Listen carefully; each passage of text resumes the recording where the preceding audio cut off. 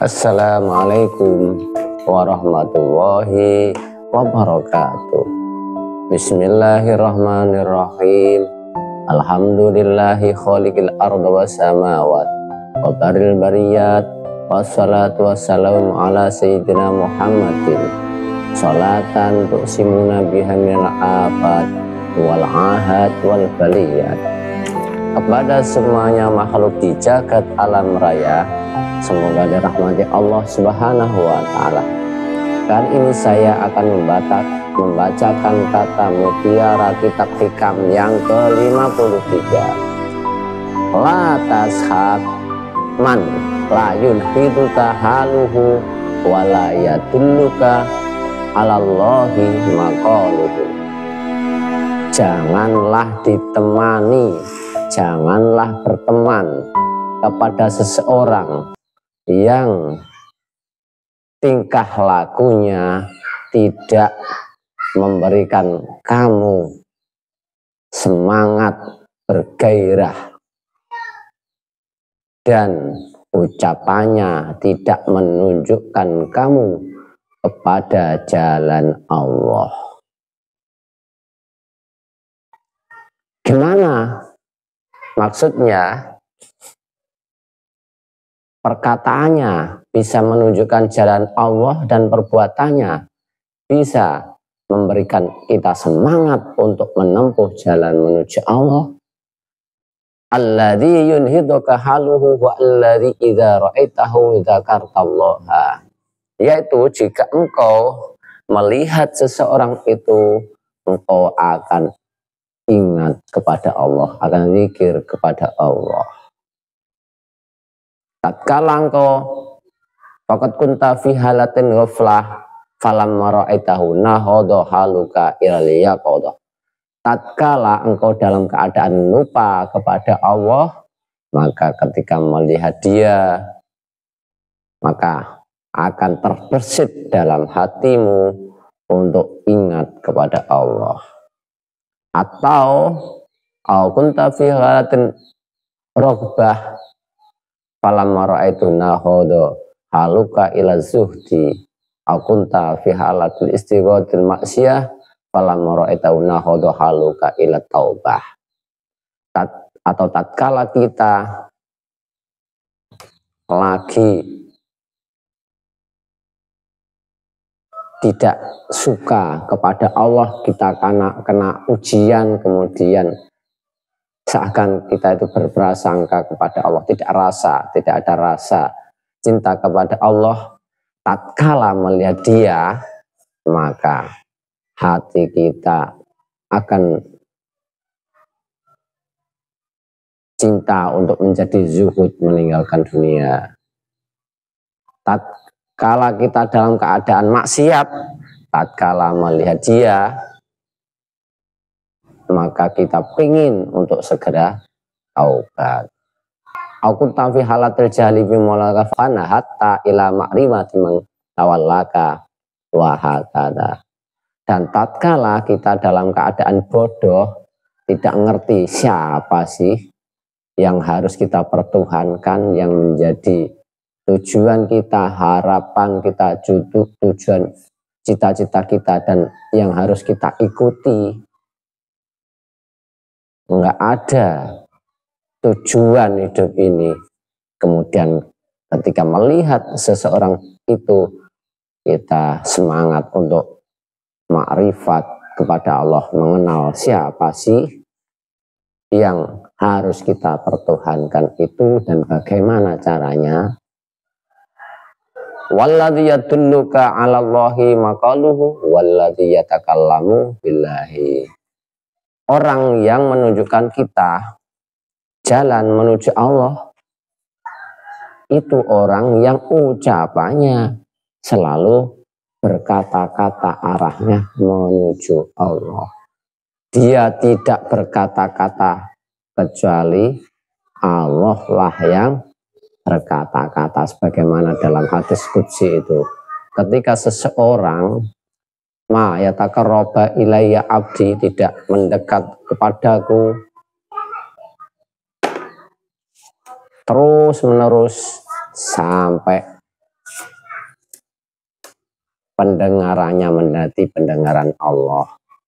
Mulutnya ia tidak berkata-kata kecuali yang dikatakan bersumber dari Allah.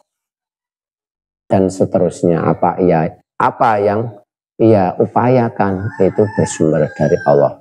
Dia tidak meminta kecuali dikabulkan oleh Allah. Sebagaimana di dalam Al-Quran, wa ma romaita id romaita walakinnallaha roma. Dan tatkala engkau melempar, sesungguhnya yang melempar itu adalah Allah, bukan engkau. Jadi orangnya sudah tercelup menjadi celupan Allah. Karena dia sudah hilang, tidak menuruti hawa nafsu dan pikirannya sendiri. Sudah dia perangi bertahun-tahun. Sehingga yang ada hanya Allah Subhanahu wa ta'ala. Dan awal-awal bagaimana tahu Allah? Kita cari guru yang menunjukkan jalan dan caranya menuju Allah itu. Dan zaman sekarang dinamakan waliyan mursyida, wali mursyid, sebagaimana yang diterangkan di surat Al-Kahfi. Barang siapa yang Allah sesatkan di dunia ini, maka dia tidak akan menemukan wali mursyid. Wali itu orangnya, mursyid itu rohaninya yang bisa menunjukkan jalan dan cara menuju Allah Subhanahu wa ta'ala.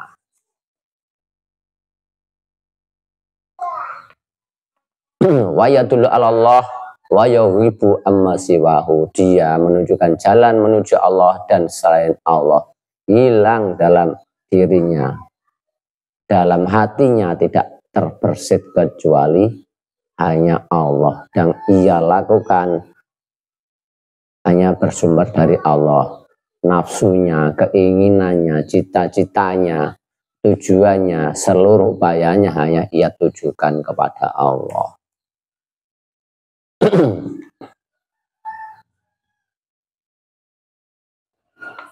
Idza takallam akhadha bi jami'il qulub fa idza sakata an hadaka haluhu illa allamil ghuyub. Tatkala berkata-kata dia hanya berkata-kata mengambil dari lubuk hatinya, tidak berkata-kata karena keinginan hawa nafsunya. Wa idza sakata akhadaka haluhu illa allamil ghuyub. Tatkala dia diam, maka akan menjadikan kita gemregah, bersemangat untuk bisa belajar bagaimana bisa masuk ke alam gaib. Yang bisa masuk ke alam gaib bukan pikiran dan panca indera kita, tetapi rohani kita bisa naik ke alam gaib, sehingga akhirat itu kita bisa tempuh sekarang saat ini. Sebagaimana HP itu, HP yang kita telepon orang yang jauh dari kita atau metafisik. Ketika kita bisa menyambungkan HP-nya support 4G, maka kita bisa terhubung HP kita dengan 4G. Ada pulsanya, tahu caranya, dan bagaimana menghubungi dia. Sekaligus detik ini bisa menghubungi dia walaupun kita tidak tahu dia berada di tempat yang jauh dari jangkauan kita, bisa menghubungi secara langsung. Itulah kita bisa masuk ke alam rohani, alam gaib, ketika kita tahu jalan dan caranya saat ini juga. Fahaluhu yasduku maqaluhu wa maqaluhu muwafiqu li ilmihi. Perbuatannya itu sesuai dengan ucapannya. Begitu juga maqalu muwafiqun li amali, ucapannya itu sesuai dengan amalnya. Fasubatu misl hadza iksiru liqalbil a'yan. Jadi berteman dengan orang-orang seperti kriteria di atas akan bisa memecah hati kita untuk bergantung kepada alam semesta menjadi bergantung kepada sang pembuat alam semesta.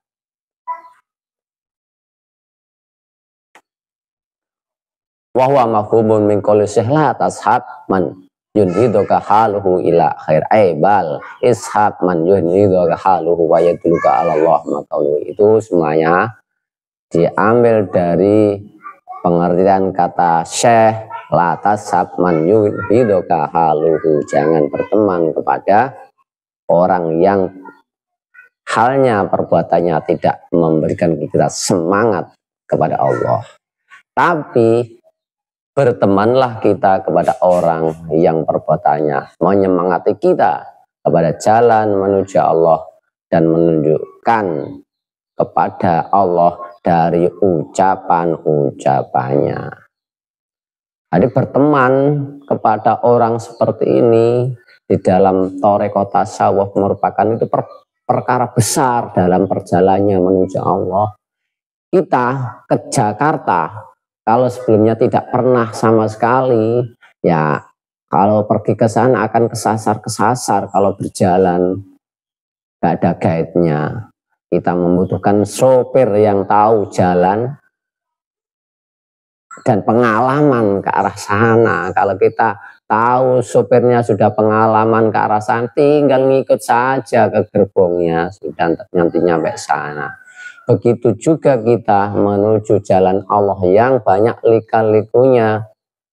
Kalau tidak kepada Allah maka akan kepada setan, maka butuh pemandu. Maka istilah lain, hatta qala ba'duhum man la saykhalahu fasyaitanu saykhuhu. Kata ulama, barang siapa yang tidak punya guru, maka gurunya itu setan. Atau kata ulama yang lain, al-insanu kasyajaratin nabitati fil khala fa illam taqta wa taklam kanat dakira. Manusia itu diumpamakan sebagaimana pohon yang berada di tengah lapang yang jauh dari daratan, jauh dari yang lain, dan tanahnya tandus. Pohon itu jika tidak dimanfaatkan, tidak dipotong, tidak digunakan, maka akan sia-sialah pohon tersebut, akan kering dengan sendirinya. Maka kita biar bermanfaat, pohon tersebut harus dipotong, harus dimanfaatkan. Wa min syuruti syai' arba'atun, syaratnya menjadi syekh, guru yang biasa menunjukkan jalan menuju Allah ada 4. Pertama, ilmun shahihun, ilmunya benar. Wa dzauqun sharihun, dan dia mempunyai rasa, bisa membedakan rasa perjalanan menuju Allah itu A, B, C, E, D, Z, benar apa yang ia rasakan. Wahimmatun aliyatun, dia punya cita-cita yang tinggi. Cita-citanya, ilahi anta maksudi waridhoka matlubi, hanya engkaulah yang kutuju ya Allah, dan cari ridhomu. Karena cita-cita dunia ini dianggap di dalam kalam tasawuf adalah cita-cita yang rendah. Cita-cita yang tinggi itu adalah cita-cita menuju Allah Subhanahu wa ta'ala. Wahalatun mardiyatun, dan keadaan perbuatannya sekali-sekali itu perbuatannya diridhoi oleh Allah Subhanahu wa ta'ala. Dari syaratnya 4, ilmun shahihun, dzauqun sharihun, himmatun aliyatun, wahalatun mardiyatun. Fal ilmu shahih ma huwa yatayaqqanu bihi farduhu. Ilmu yang benar itu yang diyakini wajib. Di dalam Sulamut Taufik, ilmu wajib ada 2. Jadi ilmu secara zahir, ada secara batin. Nah, secara batin inilah adalah ilmu tasawuf, itu ilmu wajib, dan ilmu akidah. Ilmu tauhid dan ilmu tasawuf itu kalau secara batin. Nanti orientasinya dia ke arah situ, ilmu yang wajib. Wala budda yakuna aliman fil maqamat wal manazil allati yaqtau al murid. Dan dia juga adalah seorang yang alim, mengerti makom-makom yang harus dilewati murid. Dia sudah mengalaminya dari makom terendah sampai tertinggi. Jadi tahu muridnya berada dalam makom apa. Wa bi ghururin nafsi wa muka badiha, juga mengetahui rekadaya nafsu diri kita itu, sehingga bisa menghindari rekadaya nafsu kita sendiri. Qad salaka dzalika ala yadi syaikhin kamilin wa dzakin pada dzalika dzauqan la taqlidan. Dan dia telah berjalan mengambah jalan itu, melakukan perjalanannya menuju Allah dengan juga panduan guru yang sempurna. Dan dia telah merasakan makom-makom dari atas sampai ke bawah, bukan cuma mengikuti omongan orang lain, tapi dia praktek, berada dalam ilmu hakul yakin, bukan cuma teori saja atau pengetahuan dari orang lain, tapi dia alami sendiri di makom dari bawah sampai atas itu. Wa al murad bidzauq as-sharih wal himah aliyah, itulah yang dinamakan dzauq as-sharih, rasa yang betul itu. Dia telah melakukan sendiri, mengalami sendiri secara hakul yakin. Wal himmah aliyah, cita-cita yang tinggi yang dimaksud ini ya, ia al-muta'alliqah billah duna ma siwah, yaitu cita-cita yang terkait hanya dengan Allah, bukan kepada selain Allah. Orientasi dia cuma hakikat, bagaimana jalan dan caranya menuju Allah, itu saja. Dia nggak mau membahas masalah yang orientasi ke dunia.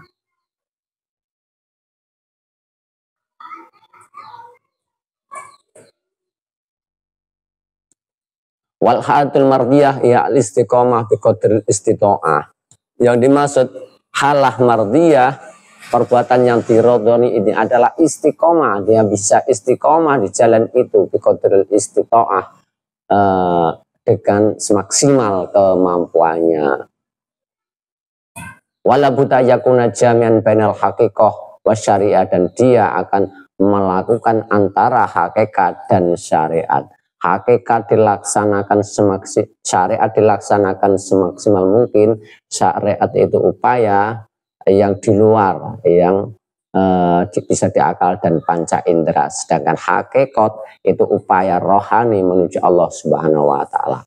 Ketika dua gaya, satu gaya syariat, gaya ik, dan gaya hakikat, gaya z, ke atas, gaya vertikal dan horizontal, dilakukan sampai mentok semaksimal daya upayanya, maka akan muncul gaya ketiga, ma'rifat, gaya bentukan dari Allah Subhanahu wa Ta'ala sendiri.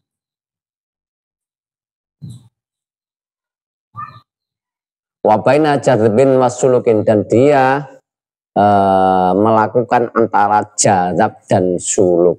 Fajadzbuhu yasbu al-qulub wa yasluku yukhrijuha min halatil jazbi ilal baqa. Dan jazabnya, dia rasa jazab nyesep di dalam hatinya, itu dia rasakan di dalam hati, dan suluknya dapat menuntun dia, mengarahkan dia untuk keluar dari keadaan jazab ini kepada rasa kebako. Fasaliku fakot dohiri layat zagu walayatakaw, dan salik yang tidak jazab hanya salik saja jalan, dia tidak jazab, itu dia juga tidak jazab dan tidak bisa masuk ke hakikat. Wal masdzubu faqat la yasiru wa la yusallu. Tapi orang yang jadab saja tapi tidak salik, dia tidak akan bisa berjalan kepada Allah dan dia tidak akan sampai. Jadi harus jadab juga salik. Istilah lainnya seperti tadi ada upaya syariat maksimal, upaya hakikat maksimal, baru bisa nyampe ma'rifat.